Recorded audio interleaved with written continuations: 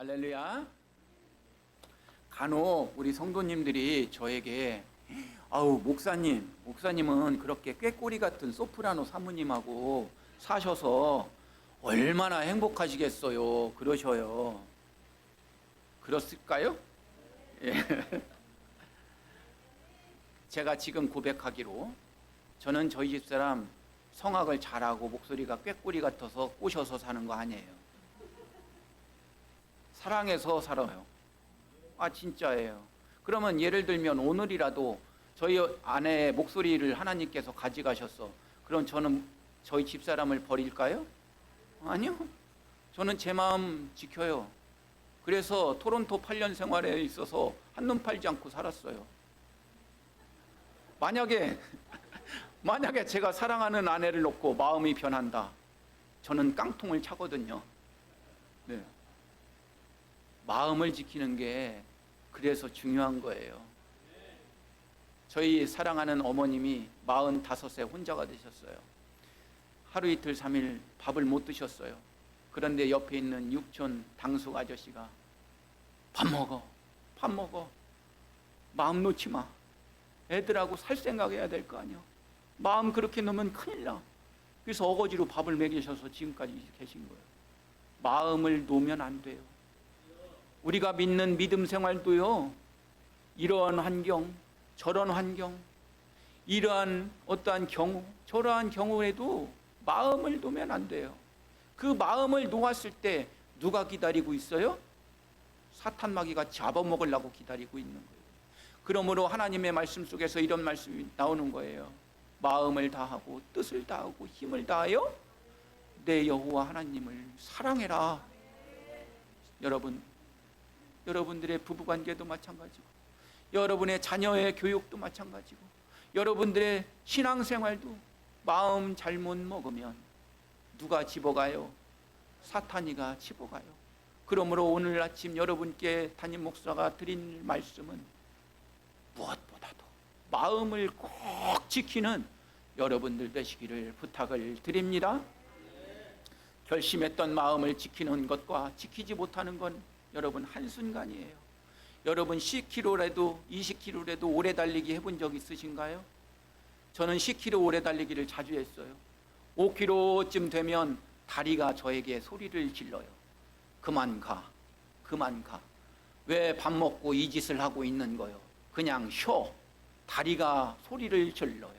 그 말을 듣고 그만두면 완주하지 못하는 거예요. 여러분, 남성 여러분, 군대 갔다 오셨죠? 군대 행군해 보셨죠? 유격훈련에 도피 탈출해 보셨죠? 2박 3일 밤 안 자고 40km 행군해 보셔요. 눈이 잠겨요. 졸려요. 쿵 하고 소리가 나요. 그게 뭔가 떴더니 내가 넘어져 있는 소리예요. 그래서 힘들어서 그만두고 하면 낙오자가 되는 겁니다. 낙오하는 자와 완주하는 자의 마지막의 결말이 다른 것입니다. 완주하는 자는 뭐든지 다 할 수 있는 마음, 그 자신감이 생기는 거고요. 도중에 그만두는 사람은 인생을 실패하는 삶이 되는 것입니다. 마음을 잘못 먹어서 공든탑이 무너진 사람이 3사람이 있었으니 그것이 바로 성경 안에 첫 번째 사울 왕이더라. 여러분, 사울 왕을 잘 보셔요. 처음에는 사무엘의 눈에 잘 들었어요. 키도 훤칠하고 잘생겼어요. 처음에는 하나님이 들어 쓰셨어. 그런데 점차적으로 교만해지기 시작하고 배은망덕해지기 시작하는 거예요. 어떻게 해요? 지가 지사장도 아닌데 사울이 오기 전에 지가 지사장이라고 지사를 들여버려.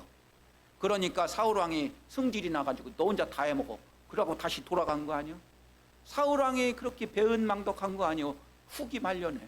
또 하나, 여호와 하나님이 명령하는 겁니다. 사울왕한테 너 적군을 다 물리쳤으니까 노약물 같은 거 어디 꼽을 치지 말고 다 갖고 와. 그리고 여호와 하나님한테 먼저 지사드려.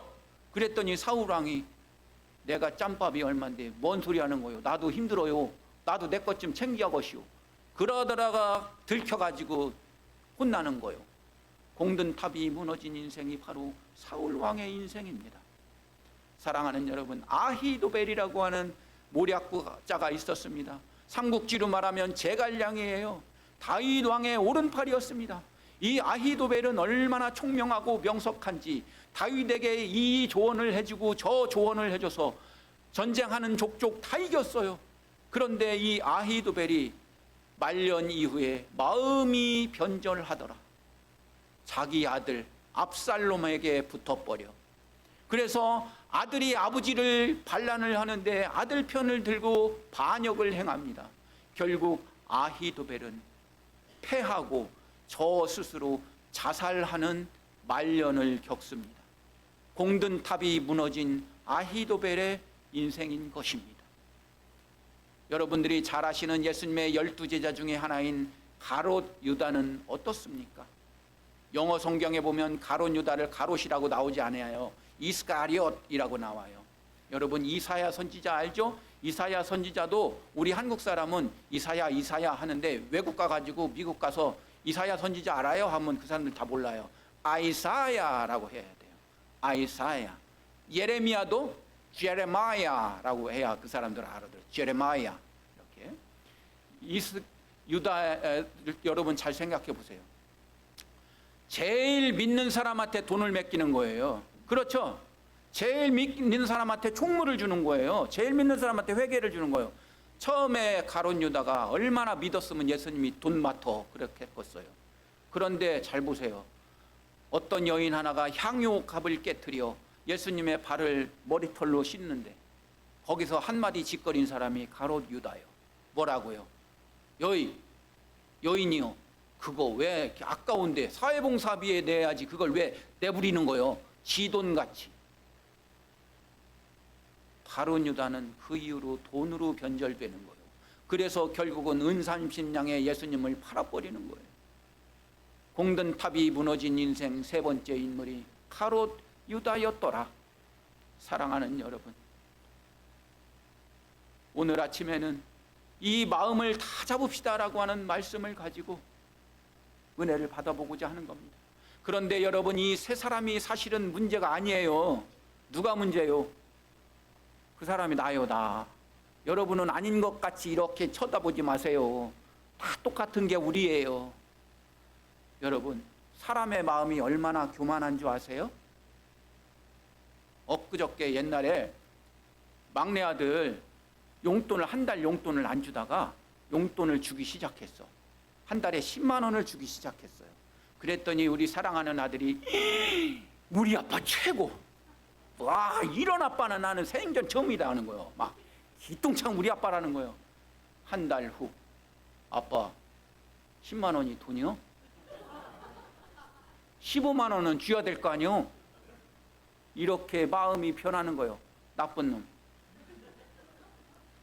저희 어렸을 때 시골 마을에 살았죠. 변변하게 먹었습니까? 시골에서 계란 하나가 알을 낳으면, 닭이 알을 낳으면 저희 할아버지 거요. 그거 누구 거 아니요. 그냥 할아버지 드시는 거요. 근데 어느 날 우리 할머니가 딱 했던지 우리 손자 먹어야지 하고 계란을 해서 양은 냄비에다가 기울여가지고 참기름 조금 두르고 계란을 톡 쪄서 화로에다가 해서 소금 밑에 뿌려서 그렇게 쪘는데 왜 그렇게 맛있어?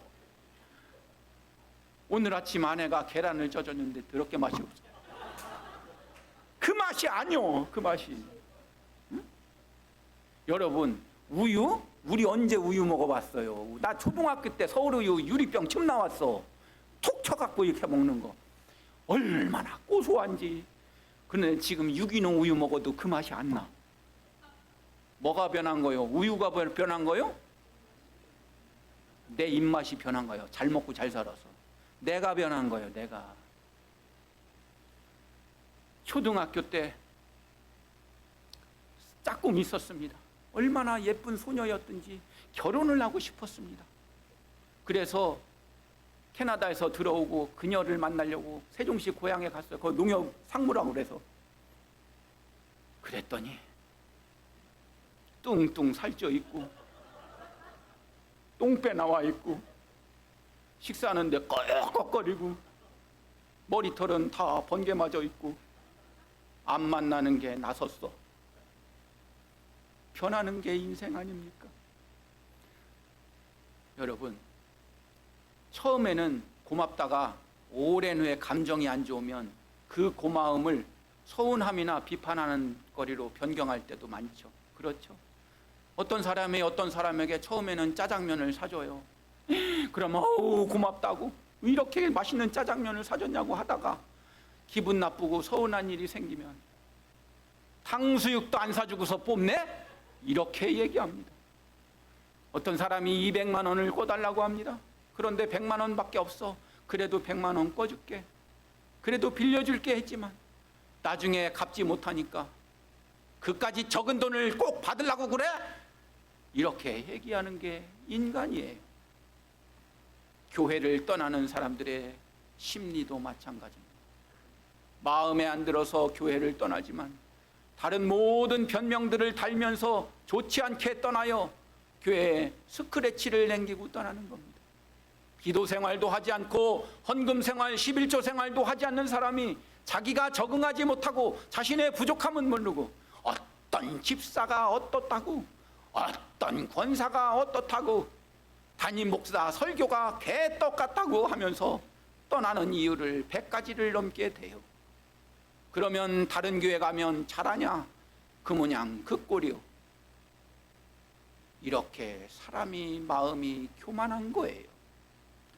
하루에도 12번 파전 뒤집듯이 바뀌는 것이 우리 인간의 교만한 변덕정이 마음일지라. 사랑하는 성도 여러분, 오늘 우리는 마음을 지키는 것에 대해서 함께 은혜를 받아보고자 이런 말씀을 드렸습니다. 우리의 마음은 하나님과의 관계에서 어떻게 보면 제일 중요한 부분이고요, 만리장성을 얻는 것보다 더 중요한 것이 내 마음을 지킨다는 표현 아니겠습니까? 사랑하는 여러분, 오늘은 여러 가지 이야기 중에 일반적인 심리학에서 이야기하는 마음의 상태를 조금 거론을 하면서 하나님의 말씀으로 들어가 보고자 합니다. 첫 번째, 여러분 따라서 해봅시다. 시작. 자아 정체성, 자아 존중감을 가집시다. 이게 심리학, 특히 교육학에서 나오는 이야기예요. 공부를 잘하는 학생들을 통계를 조사해 내봤더니요, 셀프 아이덴티티, 셀프 이스팀이 강력하다라는 뜻입니다. 셀프 아이덴티티는 뭡니까? 내가 누군지를 아는 거예요. 이재순 장로님 누구요?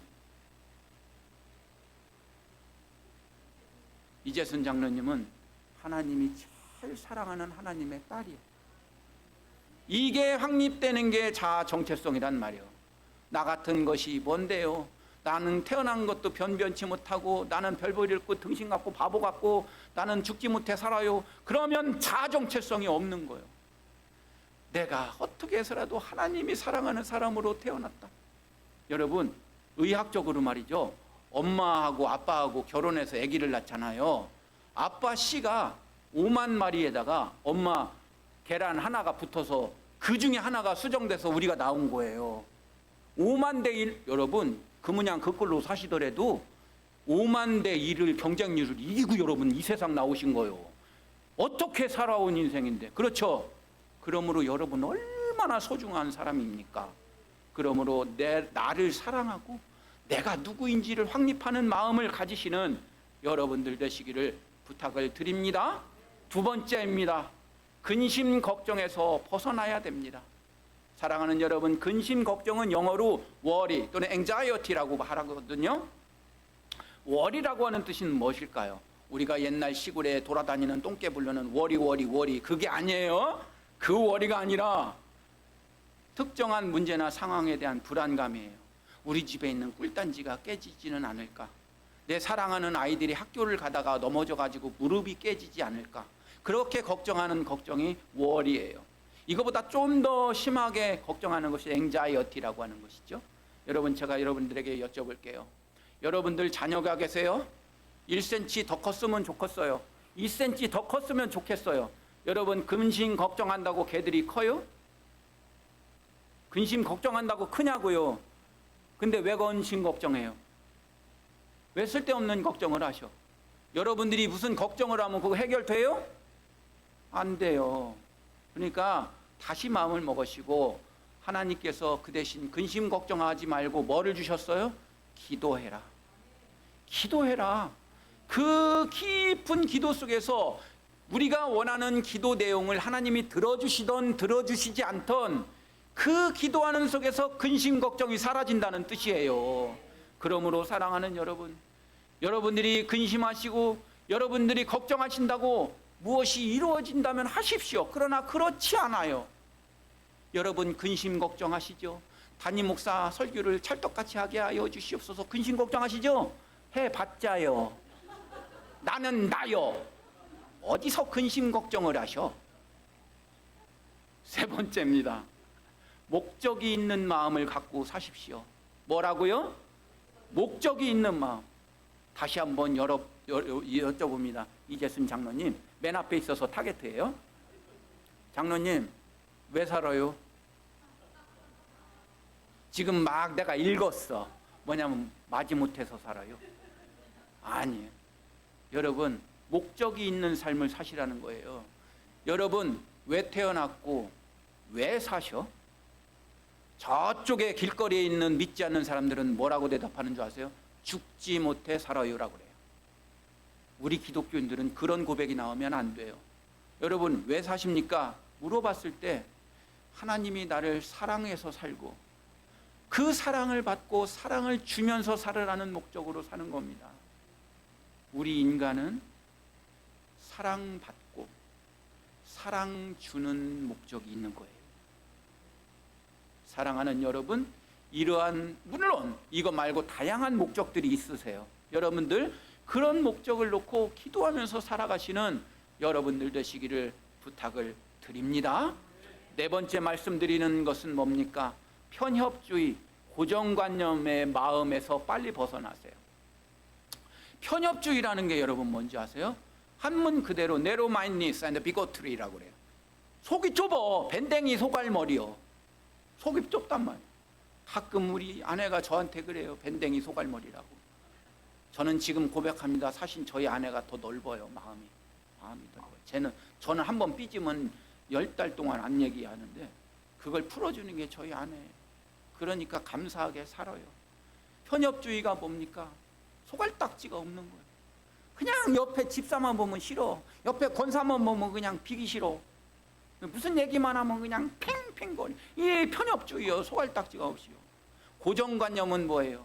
한번 저 사람이 무슨 사람이다 하고 찍히면 안 변하는 거예요. 아이고, 저 사람은 절대 그럴 사람이 아니라는 거예요. 그러면 본인이 그 사람에게 감옥을 씌워버리는 거죠. 사랑하는 여러분, 여러분들은 편협주의, 고정관념에서 벗어나는 여러분들 되시기를 부탁을 드립니다. 심리학자 프로이드라고 하는 학자가 있거든요. 심리학자. 이 사람이 고쳐야 할 방어 기제가 여러 가지가 나와요. 이 심리학자 프로이드의 방어 기제 몇 가지를 언급하면서 교회 생활과 좀 연관시켜서 여러분들에게 말씀을 드리고자 합니다. 첫 번째, 심리학자 프로이드가 얘기한 우리가 버려야 할 것들이에요. 그러니까 버려야 할 마음보라는 거거든요. 첫 번째 뭐냐면 억압이에요. 리프레션이라고 하는 거거든요.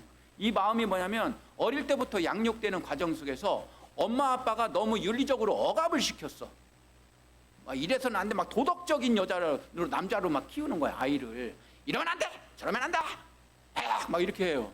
그러니까 아이가 그렇게 억압받으면서 크니까 무슨 조금만 자유스러운 것만 해도 죄 짓는 것 같은 생각이 드는 거예요. 예를 들어 봅시다. 우리 청년부 활동을 하는데 오늘 어떤 예쁜 여학생이 들어왔어. 그래서 막 여학생한테 말도 시키고 싶고 친하게 지내고 싶어. 그런데 억압돼서 자랐어. 그럼 그게 이거 죄악이라고 생각되는 거야. 그러니까 그 여학생한테 말 거는 대신 더 신앙 있는 척을 하는 거야. 막 옆에서 방언기를 주여 하면 막 신앙 있는 척을 더 하는 거예요. 그게 억압이요. 네 자신을 밝혀. 두 번째, 전이된 공격이라고 하는 심리학 기제거든요. Displaced aggression이에요.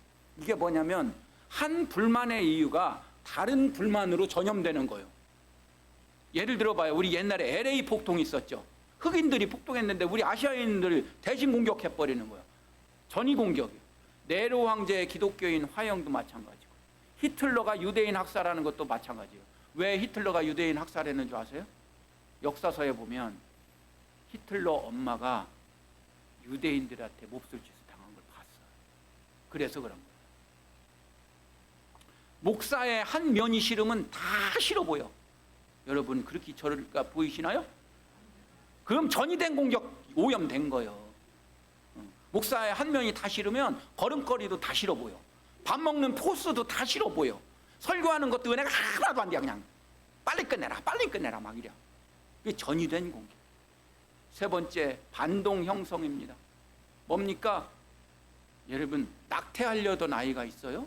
근데 낙태하려는 아이를 그냥 낳았어. 그러니까 너무 미안한 거야. 낙태하는 아이에서 하려고 맘먹었던 아이한테. 그러니까 죄의식으로 오히려 더 잘해주는 거예요. 그러니까 가지고 있던 감정과 반대로 나타나는 것이죠. 담임 목사가 미운데 그 반대로 사모님이나 아이들한테 더 잘해주려고 하는 거죠. 저는 여러분들이 안 미워하는 걸 이제야 알았습니다. 왜냐? 사모님이나 아이들한테 더 잘 안 해주니까 나를 사랑하는 거예요. 자, 미운 사람이 있는데요. 미운 사람이 있는데 더 잘해주고 잘해줬다는 조건을 더 강화를 시켜. 그리고 나서 나중에 내가 그 정도로 잘해줬는데 너는 나한테 이러는 거예요. 그러니까 반동 형성. 다음에는 퇴행이라고 하는 것이죠. 좌절을 당했을 때 그동안 이루었던 발달의 일부를 상실하고 안정적이었던 과거로 돌아가는 것입니다. 예를 들어 봅시다. 큰아이를 놓고 사랑을 해서 키웠어요. 그런데 둘째 아이를 낳습니다. 그런데 이제 둘째 아이를 더 이제 사랑해 줘야 되잖아요. 근데 큰아이가 그게 샘나는 거예요. 그래서 큰아이가 둘째 아이 시절 때를 되돌아가서 일부러 오줌을 싸버리는 거예요. 그래서 엄마 아빠한테 관심을 끌으려고. 그리고 큰아이가 둘째 아이한테 질투심을 느껴서 뒹구는 거예요. 막 에악 하고 막 꼴통짓 하는 거예요. 그게 퇴행인 거죠. 교회에서는 어떤 경우예요? 자신의 뜻이 관철되지 않았을 때 믿지 않았던 시대에 자신으로 돌아가서 세상적인 방식으로 교회에서 깽판 치는 거예요. 저 옛날에 진짜 봤어요. 옛날 교회에서. 조직 출신이에요. 이게 반팔 입으면 용이 막 겨나와. 평소에는 은혜스럽게 할렐루야 아멘 성도님 사랑합니다 하다가 회의 시간에 열이 받았어. 그랬더니 내가 안 믿었을 때 조직 생활 한번 드러내 볼까? 막 그러면서 이야 막 이러는 거예요. 그게 퇴행이야. 옛날 너희들 교인들 참 열이지. 내가 한번 놀아봤을 때 끔 씹었을 때 한번 보여줘. 야 하고 막 뒤집는 거. 그게 퇴행이야. 합리화라는 것도 있습니다. 합리화라는 건 부정적인 합리화와 긍정적인 합리화가 있어요. 긍정적인 합리화는 예를 들어 뭘까요? 주스가 먹고 싶어요. 근데 주스는 없어요. 그래서 커피를 먹으면서 주스의 의욕을 합리화해서 대신시키는 거죠.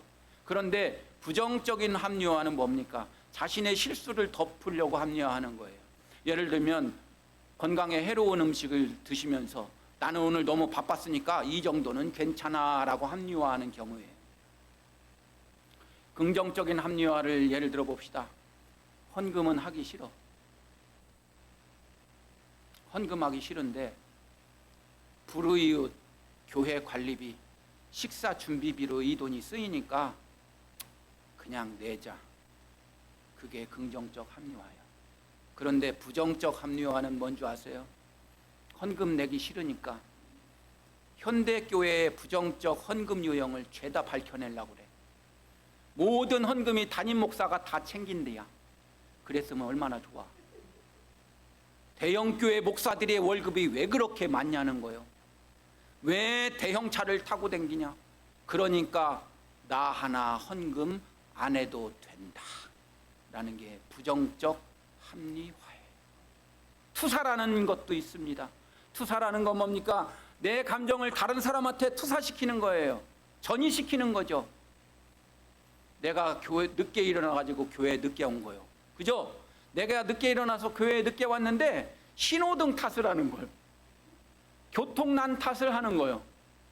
교회 위치 탓을 하는 거예요. 어때? 교회가 산골단밀이 밑에 위치해 있어 그래. 아유 그냥. 일상생활 중에 사건 사고를 당하면 목사의 기도가 부족한 탓이다. 목사가 못생긴 탓이다. 교회 분위기가 안 좋아서 그렇다. 저놈의 김집사 때문에 그래. 저놈의 김권사 때문에 그래. 남 탓하는 거. 그게 바로 투사요. 프로젝션이란 말. 하나님께서는 이러한 인간들의 마음의 유형에 대해서 다음과 같이 선포하고 계시는 것이죠. 우리 본문 말씀 신명기 6장 5절을 다시 한번 읽어봅니다. 시작. 너는 마음을 다하고 뜻을 다하고 힘을 다하여 네 하나님 여호와를 사랑하라. 할렐루야. 여러분, 얼마 살지 않지만 우리의 인생 한번 살펴볼까요? 요즘 최신형 신제품들이 얼마나 많아요. 최신 스마트폰, 그렇죠? 최신 노트북, 화장품, 핸드백. 설교를 하면서 조사를 해봤더니 이 세상에서 제일 비싼 핸드백은 에르메스 버킨백이더라. 그 가격은 5억이더라. 아유, 갖고 싶어. 그 에르메스 버킨백도 4, 5년 지나면 중고품이 됩니다. 사랑하는 여러분, 나폴레옹, 세종대왕, 알렉산더, 그 정정했던 장수들 지금은 죽고 없습니다. 해 아래 인생은 새 것이 없고 언젠가는 가야 되고 그것이 헛됨의 연속이고 인생의 굴레바퀴라고 하는 것입니다. 성경 말씀해 보십시오. 한 세대가 죽어서 없어지면 한 세대가 이어가고 그 세대가 죽어서 없어지면 다음 세대가 태어나고 이어가는 것이 사이클이요. 해는 떠서 지는 것이 그 사이클이요. 바람은 어디로 와서 어디로 가는지 모르지만 항상 일어났다가 사라지는 것이 그 사이클이요. 강물이 흘러 바다로 모이더라도 항상 채워지지 않고 증발해서 다시 흐르는 것이 그 사이클이요. 모든 만물이 태어난 이후로 있는 곳이라고는 피곤함과 수고함이라고 하는 것입니다. 여러분, 세상이든 인간이든 이렇게 변해요. 제가 한 몇 년 있으면 저도 환갑이네요. 저도 우리 유리 같은 때가 있었는데, 그 초등학교 유치원 때가 있었는데, 저도 그들과 같은 청춘이 있었는데, 사랑하는 우리 한규현 청, 나도 자네 같은 청춘이 있었어. 무시하지 마. 그런데 어느덧 나도 내일 모레 환갑이요. 드리고 싶은 말씀 뭡니까? 우리 인생 잘 보세요. 금방이요. 캐나다 이민 가기 전에 70세 먹으셨던 고모부님이 병상에서 그런 말씀을 하셨어요. 열심히 살아! 세월 금방 가! 그러시더라고. 70세 먹으신 우리 고모부님은 그 말씀을 하신 거예요. 자신이 70년을 살아보니 뒤돌아보니 금방 갔더라. 캐나다에 도착하고 고모부님의 부고 소리를 들었습니다. 사랑하는 여러분, 세상도 편하고 인생도 편하고 금방 가요. 그런데 오늘 본문 말씀은 뭡니까? 금방 가긴 가더라도 뭘 지키고 살아라? 내 마음 지키고 살아라. 내 마음 변치 말고 살아라. 일편단심 민들레로 살아라. 그런 말은 것입니다. 담임 목사는 마지막으로 드리는 말씀 몇 가지를 드립니다. 첫 번째, 겸손한 마음을 갖고 사십시오. 시편에 보니까 겸손한 자는 먹고 배부를 것이며 여호와를 찾는 자는 그를 찬송할 것이라. 너의 마음은 영원히 살지어다. 잠언서에도 말씀합니다. 교만이 오면 욕도 오거니와 겸손한 자에게는 지혜가 있다고 말씀합니다. 두 번째, 담임 목사는 여러분에게 말씀드립니다. 따라서 해볼까요? 시작. 영원한 하나님만 바라보는 마음을 가지고 살아야 합니다. 세상은 편하고 인간끼리의 마음도 편하고, 그러나 영원한 하나님의 마음만 보는 우리의 믿음 생활 되시기를 부탁을 드립니다. 고린도후서 4장 18절의 말씀에 이런 말씀이 나옵니다. 우리의 돌아보는 것은 보이는 것이 아니요 보이지 않는 것이니, 보이는 것은 잠깐이요 보이지 않는 것은 영원함이라. 세 번째, 담임 목사는 여러분에게 말씀드립니다. 시작. 살아있는 동안 의미 있는 삶을 살겠다는 마음을 가지고 살아야 합니다. 여러분이나 저나 어차피 하나님 부르시면 갑니다. 누구나 가보지 못한 초행길을 가야만 합니다. 그러나 생각을 잘 먹으십시오. 그려 우리가 가는 거, 인생 가는 거 마찬가지요. 그러니까 마음대로 살다가 가자. 그게 실존 철학자 중에는 쇼펜하우어, 니체가 얘기하는 생각이에요. 우리 어차피 다 죽어. 이렇게 살다가 저렇게 살다가 가는 거 다 똑같은 거예요. 그러니까 마음껏 즐기다가, 마음껏 나가고 싶은 대로 하다가, 그러다 타락이라도 하고 살다가 그냥 가는 거 상관없어. 그게 니체와 쇼펜하우어의 실존 철학이에요. 그러나 우리가 가는 건 맞는 말이요. 그러나 우리가 가더라도 내일 지구의 멸망이 와도 한 그루의 무슨 나무죠? 배나무? 사과나무를 심으리라. 그러는 것이 키에르케고나 하이데커의 실존 철학이란 말이에요. 선택은 여러분에게 달려 있습니다. 여러분이나 저나 어차피 가야 할 길 가야 돼요. 그러니까 어쩌라고요? 그냥 멋대로 살아요? 하나님은 그거 원치 않으시는 거죠. 그러므로 의미 있는 삶을 살겠다는 마음을 먹고 사시는 여러분들 되시기를 부탁을 드립니다. 네 번째 말씀입니다. 시작. 내게 주어진 삶의 시간을 아끼고 알차게 보내려는 마음을 지키고 살아야 합니다. 사랑하는 여러분, 시간은 금이라는 말 얼마나 많이 들으셨어요? 그렇죠? 교만한 말씀인지는 모르지만 저는 자신 있게 여러분에게 고백할 수 있는 게 있습니다. 저는 8년 동안 캐나다 이민 생활했습니다. 많은 분들이 뒤에서 아이고 나이아가라 폭포도 가고 퀘벡도 가고 잘 놀고 잘 먹고 잘 살다 왔구먼. 아니요, 저 열심히 살다 왔어요. 진짜예요. 새벽 5시에 일어나서 새벽 기도하고 아침 6시에 애들 도시락 8년 쌌어. 그러면 애들은 그냥 되는 줄 알아. 거기는 고등학교 3학년도 3시 반이면 끝나 집에 와요. 야간 자율학습 없어요. 거기는 저녁 3시 반이면 또 차 태우고 수영이라도 가르치러 가야지. 차 태우고 무슨 스포츠라도 가르쳐야지. 라이더의 인생이 외국 이민의 인생이. 여러분, 저 안 놀았어요. 시간을 쪼개서 열심히 살다 왔어요. 저. 그래서 내 몸 관리도 가끔 못할 때가 있었습니다. 여러분, 시간을 쪼개고 시간이 귀하고, 여러분 시간 그렇게 헛되이 보내지 마세요. 시간 그냥 보내는 것도 죄악이라고 잠언에 나와요. 사랑하는 여러분, 세월을 아껴라. 때가 악하다고 에베소서에 말씀하고 있지 않습니까?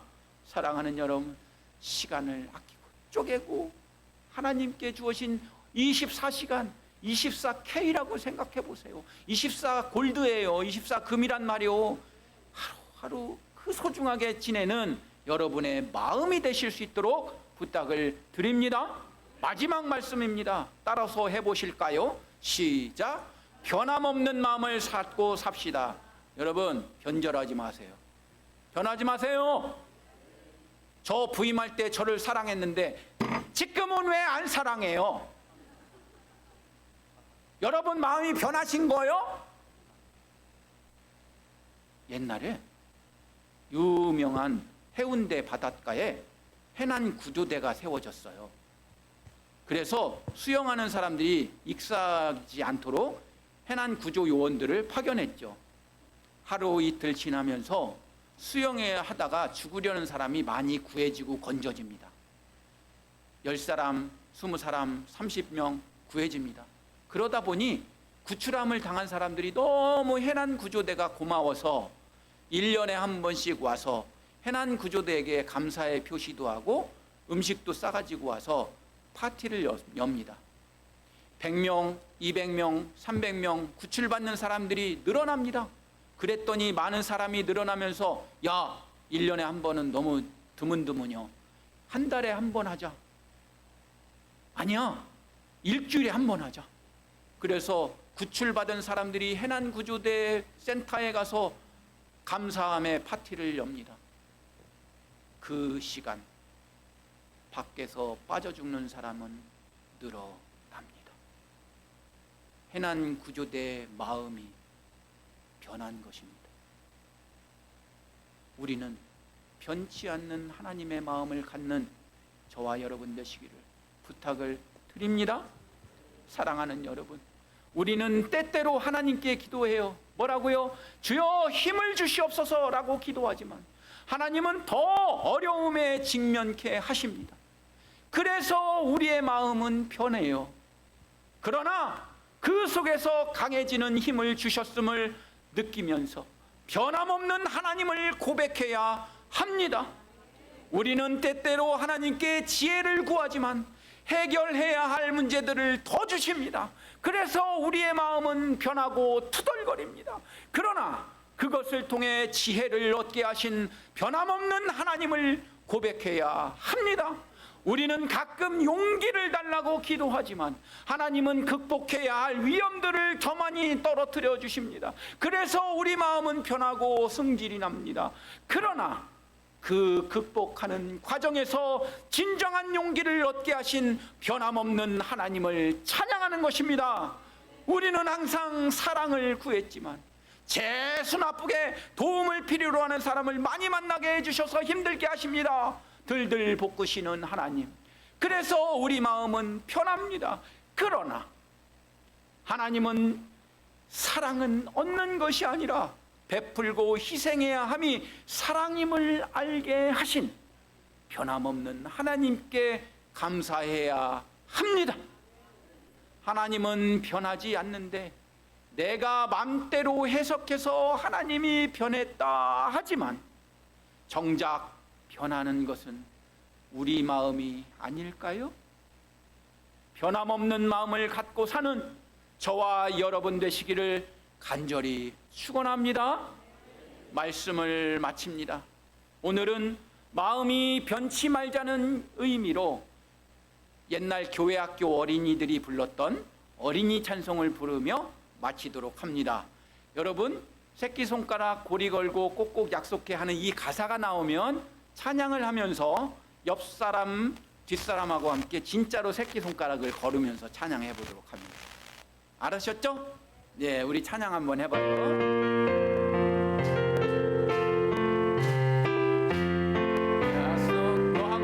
너하고 나는 친구 되어서 사이좋게 지내자. 새끼손가락 고리 걸고 꼭꼭 약속. 싸움하면은 친구 아니요 사랑하고 지내자. 새끼손가락 고리 걸고 꼭꼭 약속. 맛있는 것은 나눠 먹어요. 서로 돕고 지내자. 새끼손가락 고리 걸고 꼭꼭 약속해. 다음 시간에 다시 만나요. 예수님 이름으로 새끼손가락 고리 걸고 꼭꼭 약속해. 기도합니다. 신앙인으로서 자아 정체성, 자아 존중감의 마음을 갖게 하여 주시옵소서. 근심 걱정의 마음에서 자유롭게 하여 주시옵소서. 하나님을 향한 목적 있는 마음을 주시옵소서. 세상과 사람을 바라보는 편협주의와 고정관념과 평가하는 마음에서 벗어나게 하여 주시옵소서. 예수님의 이름으로 기도하옵나이다. 아멘. 다 함께 일어서셔서 나의 남은 생애는 찬양합니다.